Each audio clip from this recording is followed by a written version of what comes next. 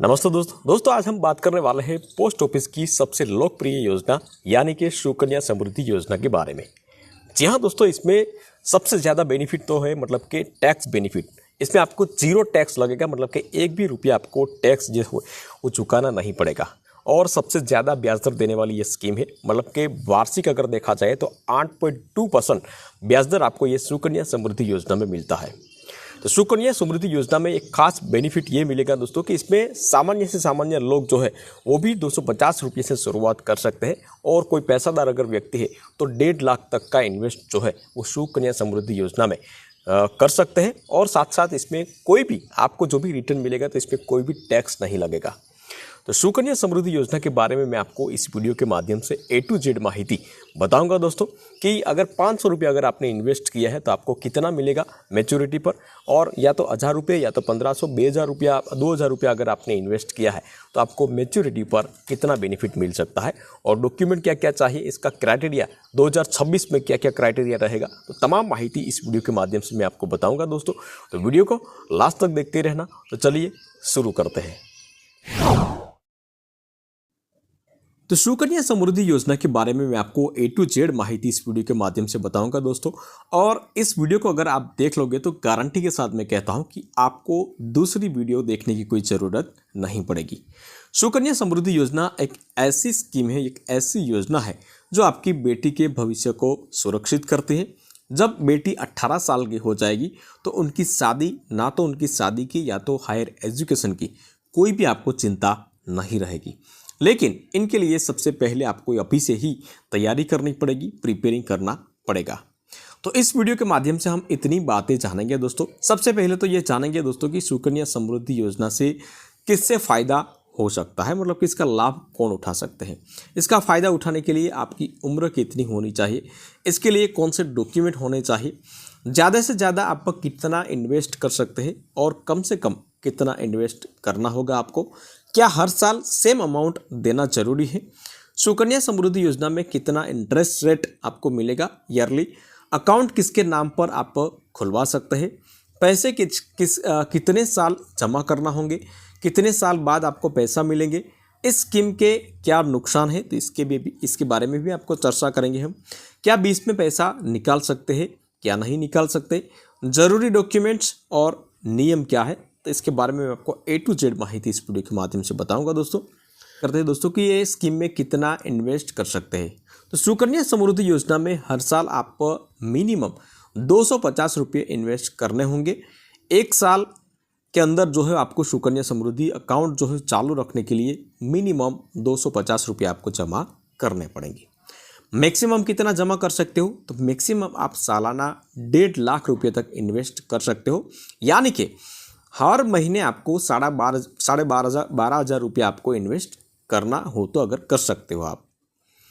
अब बात करते हैं दोस्तों कि क्या हर साल एक ही रकम देना ज़रूरी है कि नहीं दे। मतलब कि मान लीजिए कि आपने इस साल अगर जो है 2026 में 50,000 रुपये का इन्वेस्ट किया है सालाना, तो क्या 2027 में भी 50,000 रुपया इन्वेस्ट करना होगा, तो ऐसा बिल्कुल भी नहीं है दोस्तों।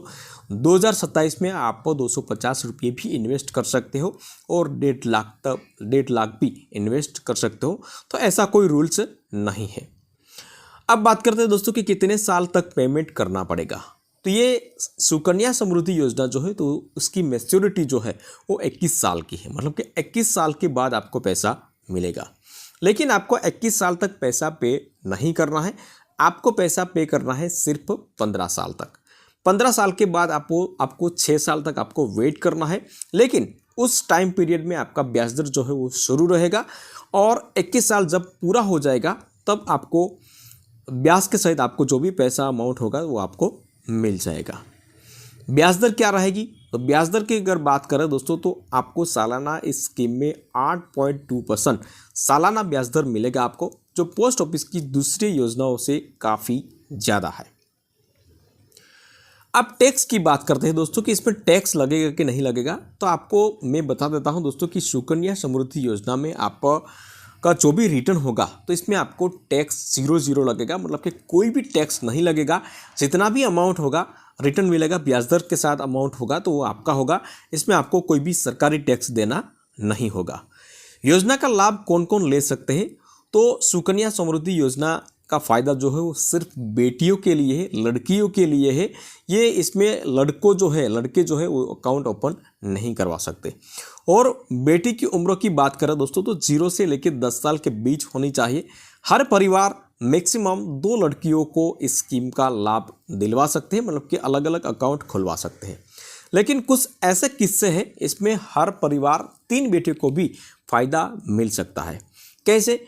मान लीजिए कि पहली डिलीवरी में परिवार को जो है वो बेटी पैदा हुई है और दूसरी डिलीवरी में जुड़वा बच्चे पैदा हुए हैं और जुड़वे बच्चा का जन्म हुआ है और दोनों बेटियों का जन्म हुआ है। तो ऐसे किस्से में 3 बेटियों का खाता सुकन्या समृद्धि योजना में खुलवा सकते हैं। अब बात करते हैं दोस्तों कि बैंक अकाउंट कहाँ खुलवा सकते हैं। तो सुकन्या समृद्धि योजना का अकाउंट खुलवाने के लिए कोई भी आप राष्ट्रीय अधिकृत बैंक जो है, नेशनल ऑथोराइज बैंक जो है, इसमें आप अकाउंट ओपन करवा सकते हैं। जैसे कि बैंक ऑफ बड़ौदा है, SBI है, HDFC है, axis bank, post office, Punjab national bank मतलब कि PNB। तो ये कुछ राष्ट्रीय अधिकृत बैंक जो है इसमें आप अकाउंट खुलवा सकते हैं। लेकिन मैं आपको सजेस्ट करूंगा कि दोस्तों कि आप पोस्ट ऑफिस में अकाउंट ओपन करवाइए, क्योंकि पोस्ट ऑफिस जो है वो कोई भी स्कीम है इसका सरकार हैंडल करती है, तो इसमें आपको ज़्यादा बेनिफिट मिलेगा और इसमें रिस्क भी कोई भी नहीं होगा। अब बात करते हैं दोस्तों कि किसके नाम पर अकाउंट खुलवाना चाहिए। तो सुकन्या समृद्धि योजना में आप सिर्फ आपकी बेटी के नाम पर ही अकाउंट खुलवा सकते हैं।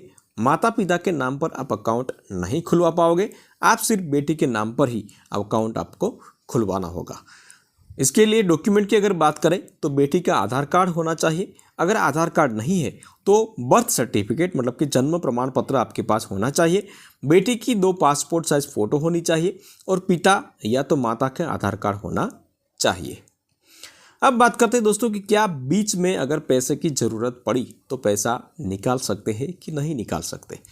तो आप सुकन्या समृद्धि योजना में सिर्फ 2 ही बार आप पैसा निकाल सकते हैं। आप 18 साल के बाद बेटी की या तो शादी हो या तो हायर एजुकेशन के लिए आप 50% रकम निकाल सकते हैं। इससे ज़्यादा रकम नहीं निकाल सकते, लेकिन 18 साल के बाद आप निकाल सकते हैं। अब बात करते हैं दोस्तों कि नियम क्या है, रूल्स क्या है। तो नियम यह है दोस्तों कि आपको बेटी की शादी जो है वो 18 साल की उम्र के बाद ही करनी होगी। अगर 18 साल पहले ही आपने शादी बेटी की कर दी तो ये स्कीम जो है वही बंद हो जाएगी और आपको जो भी आपकी रकम जमा हुई है वो आपको मिल जाएगी। इस स्कीम का नुकसान क्या है, नुकसान के बारे में भी हमें कभी कभी सोचना चाहिए दोस्तों।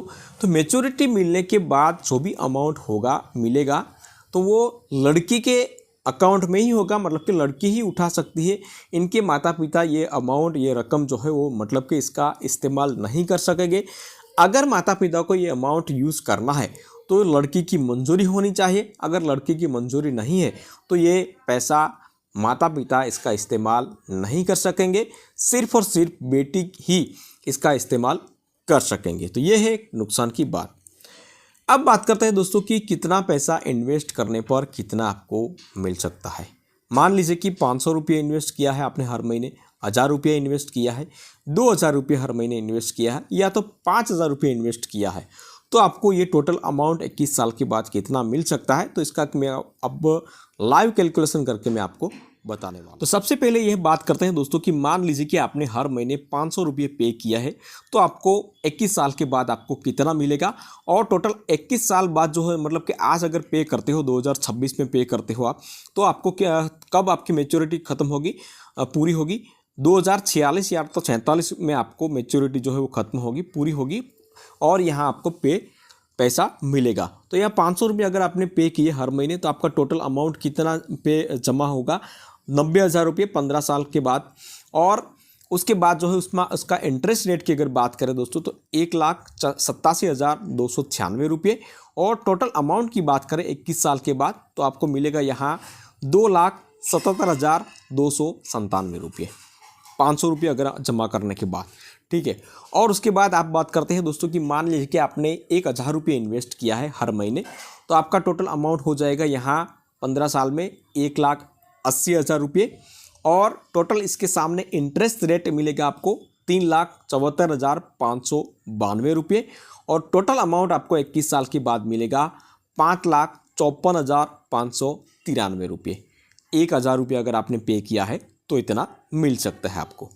अब बात करते हैं दोस्तों कि मान लीजिए कि आपने हर महीने 2,000 रुपये आपने पे किया है तो आपको कितना मिल सकता है। तो यहाँ देख सकते हो आपका टोटल अमाउंट जमा होगा 3,60,000 रुपये और यहाँ देख सकते हो टोटल अमाउंट की बात करें इंटरेस्ट रेट के साथ तो 11,09,186 रुपये आपको टोटल अमाउंट मिलेगा अगर 2,000 रुपये हर साल 15 साल तक आप पे करते हो तो। अब बात करते हैं दोस्तों कि अगर आपने मान लीजिए कि अपने 5 लाख रुपये अगर 5,000 रुपये जमा किए हैं, ठीक है, तो कितना मिलेगा, या तो 10,000 रुपये में कितना मिलेगा, 1,000 रुपये में कितना मिलेगा। तो इसके लिए आपको यहाँ क्लिक करना पड़ेगा और यहाँ इंटरेस्ट कैलकुलेशन की ऐप ओपन हो जाएगी और ये आर्टिकल अगर आप पूरा पढ़ना चाहते हो तो ये मैंने यहाँ आर्टिकल जो है लिख रखा है, लेकिन ये गुजराती भाषा में लिख रखा है दोस्तों। तो इसीलिए अगर यहाँ ट्रांसलेट करोगे यहाँ से ट्रांसलेट जो है यहाँ देख सकते हो, यहाँ ट्रांसलेट करोगे तो कोई भी भाषा में आप ये जो है वो मतलब कि पढ़ सकोगे और यहाँ टोटल अमाउंट ये तमाम डिटेल जो है हिंदी में भी पढ़ सकते हो और इंग्लिश में भी आप पढ़ सकते हो। तो इसकी लिंक जो है मैं नीचे डिस्क्रिप्शन बॉक्स में रख दूंगा, तो वहाँ से आप चेकआउट कर सकते हो। वीडियो पसंद आया तो वीडियो को एक लाइक जरूर कर लेना दोस्तों, शेयर करना और चैनल पे नए आए हैं तो चैनल को सब्सक्राइब जरूर कर लेना।